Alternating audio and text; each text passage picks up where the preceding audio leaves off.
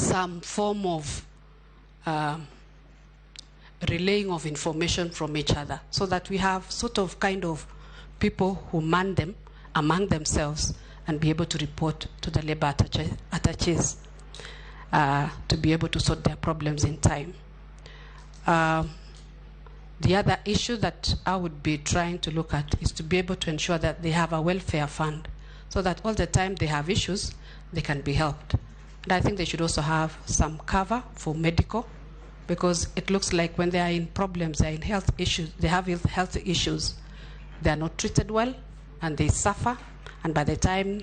they are back here, they will have undergone so many challenges. Another approach to this problem is a ministerial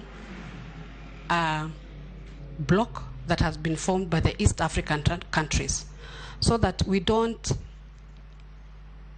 approach this issue as a country alone. I know my predecessor had been able to do a meeting with the other 11 countries in East Africa, our neighbors, Uganda, Tanzania, Rwanda, Ethiopia, the 11 countries. I'll be following up on that to see how far they are. Here, the minister in charge currently is Minister of Labor from Ethiopia, and I'll be following up to see how much they've done. Speaking on the same, I would want to say it is also good for us to open up markets, more markets than Saudi Arabia, be able to